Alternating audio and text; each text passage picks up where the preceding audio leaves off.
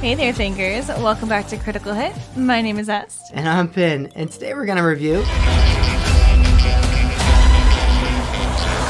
The Marvels is the 33rd movie in the Marvel franchise, and Brie Larson is Captain Marvel, Iman Vellani as Miss Marvel, and Teyonah Parris as Monica Rambeau.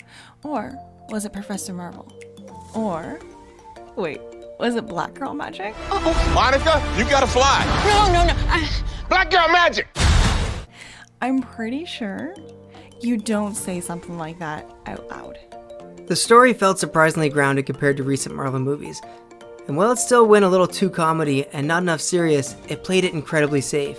And never once did I feel it preached to me about some crazy social liberal ideology or feminism. The movie had a lot of faults, which we will cover soon, and an easy way to describe it would be unfocused and messy.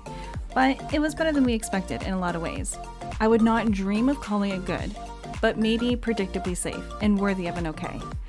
I don't think I would recommend it, but I also wouldn't say you would need to avoid it. But the rest of the review is going to contain spoilers, so remember to leave a like and subscribe. And if you duck out of here early, no judgments on this one. Our movie starts with a recap of Miss Marvel, and I mean thanks? Nobody watched it, so it helps, but the movie still assumed you had seen both WandaVision and Secret Invasion to help you understand it. This is not new to the MCU, of course, but come on, nobody watches Marvel shows anymore. After the recap, we get our villain Darbean, played by Zawe Ashton, finding the other bracelet like Ms. Marvel's, or the quantum bands. She needs them both to open a tear into alternate realities and steal a planet's sun in order to replace hers. And while I did not hate her portrayal of Darbean, I never felt intimidated or like she posed any actual real threat through the movie. It was generic bad girl number one because the movie needed one. Is it a good thing, or is it plot convenience? You might say that all of a sudden the three heroines' powers start intermixing and warping between each other's locations and switching spots whenever they simultaneously use their powers. Or whenever they want to use their powers. Honestly, I'm actually not sure. The movie sets the rules but continues to refine how that happens throughout the movie, and never really explains why it starts or stops happening. The early fight scene where they're constantly switching spots actually felt pretty creative. It was easy to follow and fun to watch. It gave me a glimmer of hope for this movie that unfortunately never paid off. The more the movie used it, the more it came off as a cheap, undefined gimmick to drive the story forward for lazy writing. After that, we get the ladies teaming up. There are hints of character growth in Captain Marvel that never get fleshed out.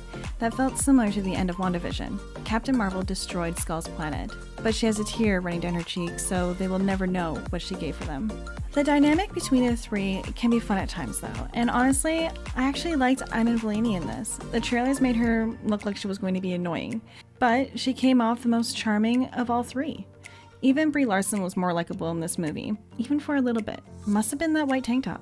The movie then needs to drive the plot forward, so they talk about detriments plaguing the planet. And even though their sun is literally dying, they mention a drought. And so the bad guys must be heading for a planet that has water, right?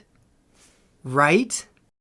Did you take a stupid pill with your breakfast this morning, Admiral? Even more surprising, after a painstaking dance routine, Darbean actually shows up because she hates Captain Marvel. This made no sense. She didn't know Captain Marvel was there, and this just felt like a reason to include some of the worst parts of the movie and a fight scene. I say some of the worst parts of the movie because Nick Fury has a subplot that is irrelevant to the rest of the movie, and I think best put, boring.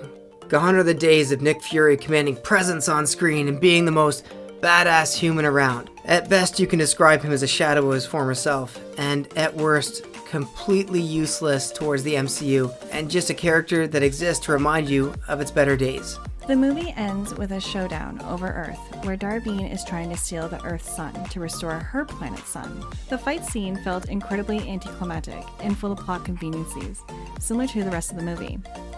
Why did Monica Rambeau need to travel to the other side of the dimensional rift to close it? I don't know. How did she know this was a rip in space-time? I don't know that either. The movie never felt the need to tell me, even though it spent a great deal and time explaining to me that Monica Rambeau is an expert in both theoretical and practical physics, because of course she is. I guess that does lead into a post-credit scene with a terrible CGI version of Beast, I'm assuming, the blue guy from X-Men? The movie ends after 1 hour and 45 minutes, And while like we said at the start, it was not terrible, really at best you can call it okay and somewhat mediocre. It never preached to me, which is a vast improvement over previous movies, but if this is the best Marvel has moving forward, I think at this point we can say the MCU really did die with Endgame. The formula has become stale, contrived, and directionless. Every movie a little worse than the last. Marvel and Kevin Feige need a new game plan, because the post-credit scene with Kamala Khan wanting a new female Avengers team is not the win they're going to be looking for. The days of the MCU tentpole movies may forever be a thing of the past unless they change leadership. Well, that's our thoughts on the Marvels, and like we said, we didn't hate it.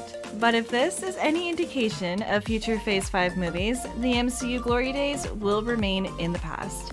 Thank you for sticking with us till the end, and remember to like and subscribe. We'll see you in the next video. Toodles! Bye guys.